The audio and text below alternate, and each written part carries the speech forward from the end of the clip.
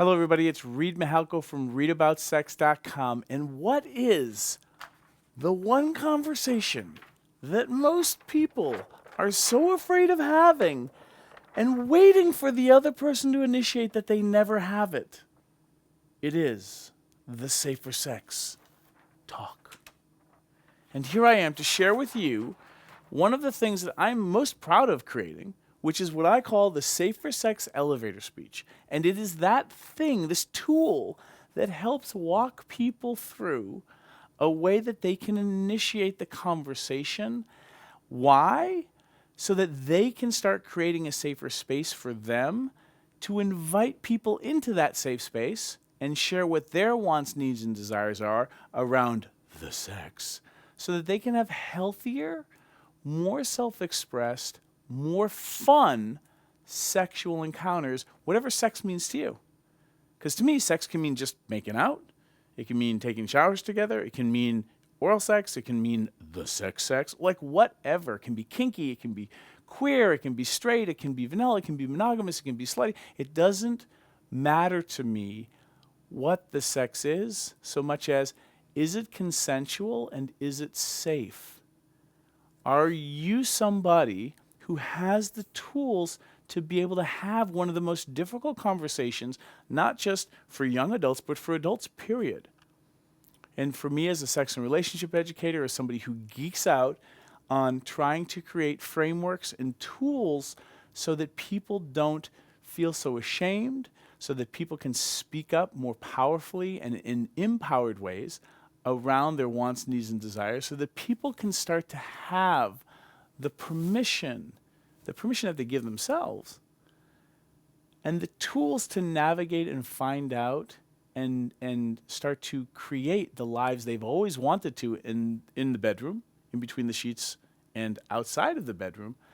The Safer Sex Elevator speech may be one of the things I've created that actually creates the most impact and change in a really simple but powerful way, and this is why I'm sharing this with you today. I'm inviting you to try this on and to share this with other people, regardless if it's your friends, your families, your classmates, whatever that is for you. I think this is a really powerful tool. People tell me it's been super useful. I lecture all over the country at colleges and universities, and I teach workshops and geek out with other sex ed heroes of mine. And the Safer Sex Elevator speech is something that's been really fun and useful and easy for people to use.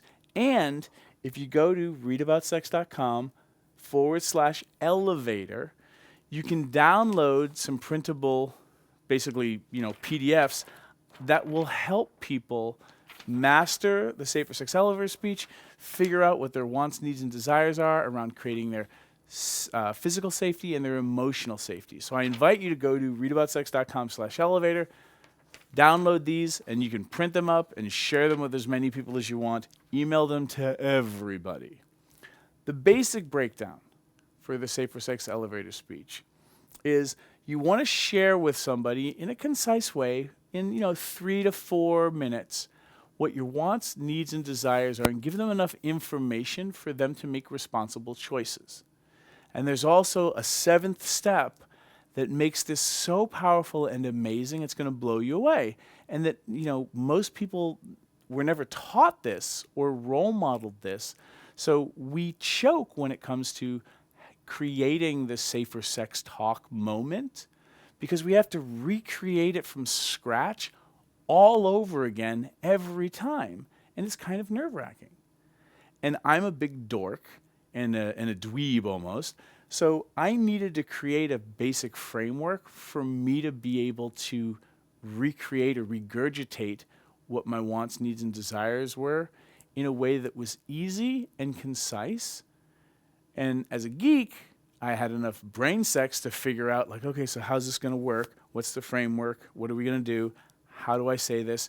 And then I tested this on all my friends until we found a formula that works really, really well. So here's the script, and I invite you to try it on for yourself. Step number 1, you basically share when you were last tested, for what were you tested, and your results. You would start off with, would you like to hear my Safer Sex Elevator speech? Or, I think it's time for us to have the safer sex talk. The first thing you're going to share is when you were last tested, for what, and the results. The second thing you're going to share is whatever relationship status you currently are in, maybe your orientation, what pronouns you prefer to use, maybe the names or the terms that you call your genitals and your sexual parts, and then whatever relationship agreements you have, just to kind of fill in the other person. And maybe, your relationship status is that you're single. Maybe it's that you're in a primary relationship and you have an open relationship. You get to fill in these things. Maybe you're straight. Maybe you're queer. Maybe you call your penis Batman. It doesn't matter. You get to figure out what these things are for you. Your relationship agreements are, we're in an open relationship.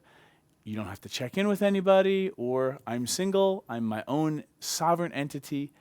You fill in the blanks. Number 3 is you're going to share what your safer sex protocols are and your needs. For me personally, I'm in an open relationship. I have a primary partner. I have 2 people that I have unprotected sex with. They all know about each other. But for everybody else, I need to use condoms. In group situations, I will often use gloves. For oral sex, we can negotiate on a case-by-case basis. I'm not telling you to be like me. I'm just sharing with you what my elevator speech would be for that step. You, again, get to figure out what your needs are to feel safe emotionally and physically, and you share them in your protocols and needs. Step number 4, you give people a quick, up-to-date rundown on any risky behavior or anything that you need to kind of bring them up to date. So like for me, if let's say 3 weeks ago, I had a condom failure, either a condom broke or it slipped off and I didn't know it, I would need to share that with somebody because maybe, I was exposed to something or exposed somebody else to something, but we don't know because I haven't been tested yet since that mishap. You're just giving people information. Could be challenging. Could be a little emotionally challenging. I screwed up. I did such and such, or there was a birth control failure or something. You're just giving people information so that they can make educated choices, informed consent, not just consent. So for some of you, you're like, there's been nothing risky happening at all because I haven't had sex since I was last tested. Or maybe you're even sharing like, I've never been tested. You're just giving people information. Number 5, you share something that you would like sexually or something that you enjoy sexually. For me personally, love making out. Oh my goodness. I live to take showers with people, so I would love to take showers. I enjoy oral sex, I enjoy this, I enjoy that, like whatever those things are for you. You're giving people permission to like something sexually by sharing something that you like. Then you share something that you don't like sexually. For me personally, do not hit me. Pain is not erotic for me. Also, do not tickle me. That wigs me out. In 5 and 6, you're giving people permission when they share to like something sexually, to not like something sexually. You're role modeling and letting people know what you're into and what you're not into. The last step is the one that pulls this all together and makes the safer sex elevator speech so much more powerful. You now have a framework, a script for initiating the safer sex conversation. You run through the script and then you ask the other person, and how about you? The safer sex conversation is not just a one-way street. You always invite the other person to share with you. And this is where it becomes an assessment tool. In what they share in the next 2 to 3 minutes, 4 minutes, tells you volumes about where they are in their own self-journey, about who they are sexually, what do they like, what do they don't like, have they been tested, what their relationship status is, their orientation. This gives you so much information on what their needs and wants and desires are to feel safe, so that you can make an educated choice too. And again, you may be wanting to play with somebody or date somebody or sleep with somebody who's never been tested. It's good that you know now, and you can adjust how you're going to play with them and engage with them accordingly in ways that make you feel safe until such a time as when they go get tested. Maybe you'll invite them to go get tested. This is the basic rundown for the Safer Sex Elevator Speech. I invite you to download the PDF and share with as many people as you like. Geek out with your friends. Practice with each other your elevator speeches so that you can become masterful and less afraid of having one of the most awkward conversations for most people. And the reason it's awkward is no one ever taught them how to have one.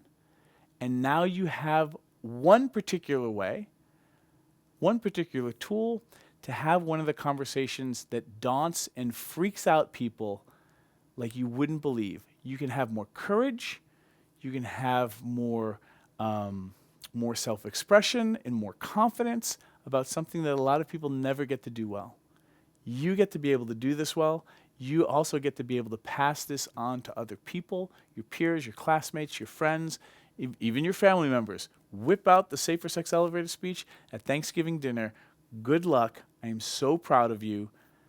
Email me at read@readaboutsex.com and let me know how this is going. Thank you so much. Sex Geek On.